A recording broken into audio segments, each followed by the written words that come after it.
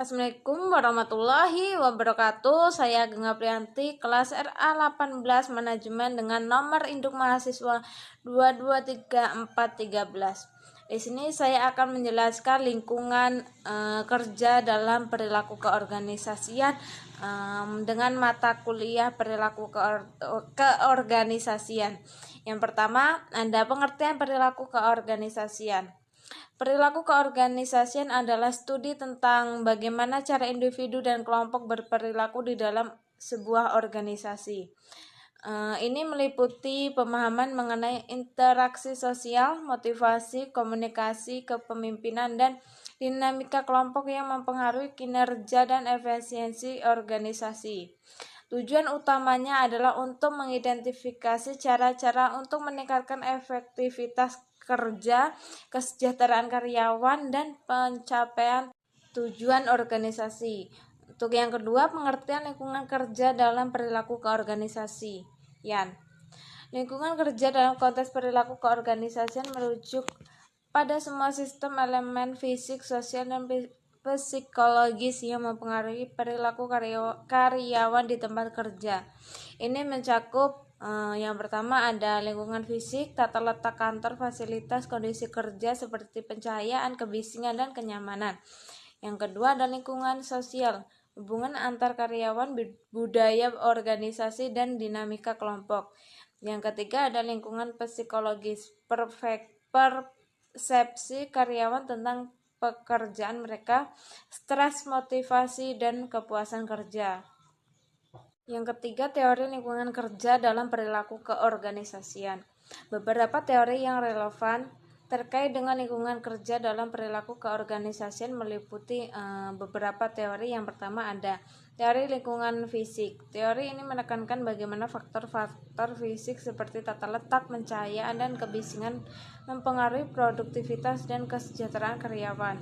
Misalnya, teori ini mencakup teori desain lingkungan kerja yang berpendapat bahwa lingkungan kerja yang dirancang dengan baik dapat meningkatkan konsentrasi dan kepuasan kerja. Yang kedua, ada teori interaksi sosial. Teori ini seperti teori penukaran sosial, berfokus pada bagaimana hubungan sosial dan interaksi antar individu mempengaruhi perilaku di tempat kerja. Interaksi positif antara karyawan dapat meningkatkan kepuasan kerja dan komitmen organisasi. Teori yang terakhir ada teori stres kerja, seperti teori penilaian stres Lazarus yang meneliti bagaimana karyawan mengevaluasi dan merespons stres yang terkait dengan lingkungan kerja mereka. Faktor-faktor seperti beban kerja, tekanan deadline, dan konflik pekerjaan dapat mempengaruhi kesejahteraan karyawan. Nomor 4, contoh studi kasus lingkungan kerja dalam perilaku keorganisasian. Contoh kasus implementasi tata letak kantor terbuka di perusahaan teknologi.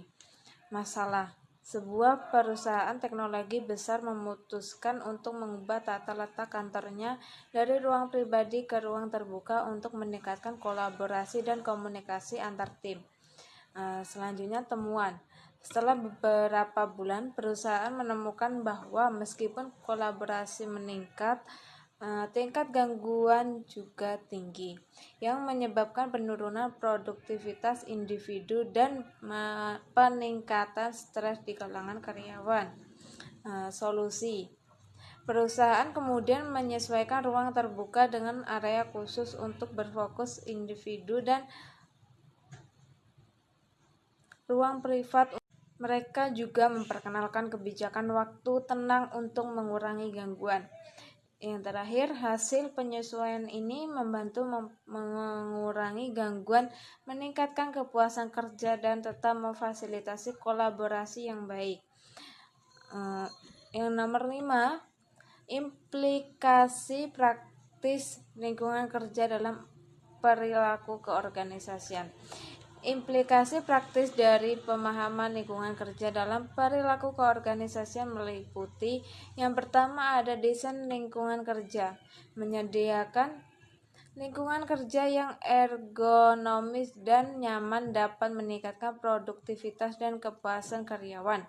Misalnya, pencahayaan yang baik dan ruang kerja yang tenang dapat mengurangi kelelahan dan stres. Selanjutnya, ada kultur dan dinamika sosial. Membangun budaya organisasi yang positif dan mendukung hubungan sosial yang baik dapat meningkatkan kerjasama dan motivasi tim. Program pelatihan dan aktivitas sosial bisa membantu memperkuat hubungan antar karyawan. Yang selanjutnya, manajemen stres. Mengidentifikasi dan mengelola sumber stres di tempat kerja, seperti beban kerja yang tinggi atau konflik, dapat meningkatkan kesejahteraan karyawan dan mengurangi absensi. Yang selanjutnya, feedback dan penyesuaian. Menyediakan saluran untuk feedback karyawan tentang lingkungan kerja dan melakukan penyesuaian berdasarkan umpan balik tersebut dapat membantu menciptakan lingkungan kerja yang lebih sesuai dengan kebutuhan dan preferensi karyawan. Dengan menerapkan pemahaman ini, organisasi dapat menciptakan lingkungan kerja yang lebih efektif dan mendukung kesejahteraan karyawan, yang pada akhirnya berkontribusi pada kesuksesan organisasi secara keseluruhan. Yang terakhir, di sini saya akan menyimpulkan materi yang sudah saya sampaikan. Kesimpulannya adalah perilaku keorganisasian merujuk pada studi tentang bagaimana individu dan kelompok berinteraksi dalam konteks organisasi.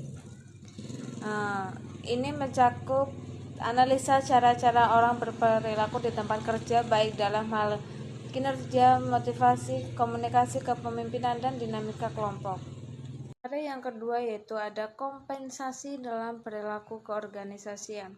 Kompensasi dalam perilaku keorganisasian mengacu pada semua bentuk imbalan yang diberikan oleh organisasi kepada karyawan sebagai balasan atas kontribusi dan kinerja mereka. Ini tidak hanya mencakup gaji pokok, tetapi juga berbagai bentuk tunjangan dan fasilitas tambahan seperti bonus, asuransi kesehatan, pensiun, dan tunjangan lainnya. Tujuan kompensasi adalah untuk memotivasi karyawan, meningkatkan kepuasan kerja, serta menarik dan mempertahankan talenta terbaik dalam organisasi. Nomor 2, teori kompensasi dalam perilaku keorganisasian. Berikut beberapa teori yang menjelaskan prinsip-prinsip dan praktik kompensasi dalam perilaku keorganisasian, yaitu yang pertama ada teori keadilan atau equity theory. Teori ini dikembangkan oleh John Stacy Adam berpendapat bahwa karyawan akan membandingkan imbalan yang mereka terima dengan usaha yang mereka berikan dan dengan imbalan yang diterima oleh orang lain. Karyawan akan merasa puas jika mereka merasa bahwa kompensasi mereka adil dibandingkan dengan rekan-rekan mereka dan sesuai dengan kontribusi mereka. Ketidakadilan dapat mengakibatkan penurunan motivasi dan kepuasan kerja. Teori yang selanjutnya yaitu teori kebutuhan atau need theory. Teori ini termasuk hierarki kebutuhan Maslow, menunjukkan bahwa kompensasi dapat memenuhi berbagai kebutuhan individu, misalnya gaji yang memadai dapat memenuhi kebutuhan dasar seperti makanan dan tempat tinggal, sedangkan bonus dan tunjangan kesehatan mungkin memenuhi kebutuhan keamanan dan sosial. Teori yang selanjutnya, teori penguatan atau reinforcement theory. Berdasarkan prinsip-prinsip psikologi behaviorisme, teori ini menekankan bahwa perilaku yang diperkuat melalui imbalan positif akan lebih cenderung diulang. Kompensasi seperti bonus dan penghargaan dapat berfungsi sebagai penguat positif untuk perilaku dan kinerja yang diinginkan. Teori yang terakhir yaitu teori harapan atau ekspektasi teori, dikenalkan oleh Viktor Fromm. Teori ini menyatakan bahwa karyawan dapat termotivasi untuk bekerja lebih keras jika mereka percaya bahwa usaha mereka akan menghasilkan kinerja baik dan hasil tersebut akan diimbangi dengan kompensasi yang diinginkan. Nomor 3, contoh studi kasus kompensasi dalam perilaku keorganisasian. Contoh studi kasusnya, penerapan sistem kompensasi variabel di perusahaan teknologi. Masalah yang dihadapi, sebuah perusahaan teknologi mengalami masalah dalam meningkatkan produktivitas dan inovasi. Mereka merasa bahwa sistem kompensasi tetap gaji pokok tidak memotivasi karyawan untuk mencapai target kinerja yang tinggi. Solusi, perusahaan memutuskan untuk menerapkan sistem kompensasi variabel yang mencakup bonus berbasis kinerja dan insentif untuk pencapaian proyek inovatif. Mereka juga memperkenalkan opsi saham perusahaan sebagai bagian dari paket kompensasi untuk memotivasi karyawan agar berkontribusi lebih besar terhadap kesuksesan jangka panjang perusahaan. Hasil implementasi sistem kompensasi variabel meningkatkan motivasi dan kinerja karyawan. Produktivitas meningkat dan perusahaan melihat peningkatan dalam jumlah ide inovatif dan proyek yang berhasil diselesaikan. Selain itu, kepuasan kerja meningkatkan karena karyawan merasa bahwa usaha mereka lebih dihargai. Nomor 4, implikasi praktis kompensasi dalam perilaku keorganisasian. Meliputi beberapa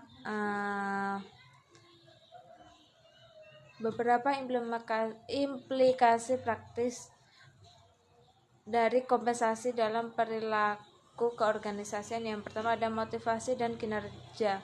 Sistem kompensasi yang dirancang dengan baik dapat meningkatkan motivasi karyawan dan memacu mereka untuk mencapai kinerja yang lebih tinggi. Ini penting untuk mencapai tujuan organisasi dan meningkatkan produktivitas. Kepuasan kerja dan retensi. Kompensasi yang adil dan kompetitif dapat meningkatkan kepuasan kerja dan membantu organisasi dalam mempertahankan talenta terbaik. Karyawan yang merasa dihargai dan diberi imbalan yang sesuai dengan cenderung lebih loyal dan kurang mungkin untuk meninggalkan perusahaan.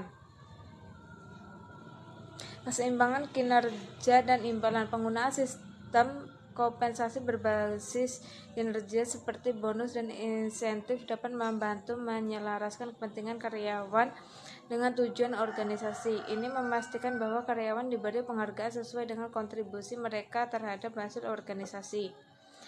Keberagaman dan inklusi. Kompensasi yang adil harus mempertimbangkan keberagaman di tempat kerja untuk memastikan bahwa semua karyawan merasa dihargai dan diperlukan secara setara tanpa memandang latar belakang mereka. Pengelolaan harapan. Komunikasi yang jelas mengenai struktur kompensasi dan bagaimana karyawan dapat mempengaruhi imbalan mereka sangat penting. Hal ini membantu mengelola harapan karyawan dan meningkatkan transparansi. Dengan menerapkan prinsip-prinsip ini, organisasi dapat menciptakan sistem kompensasi yang tidak hanya adil dan memotivasi, tetapi juga mendukung tujuan strategis dan operasional mereka.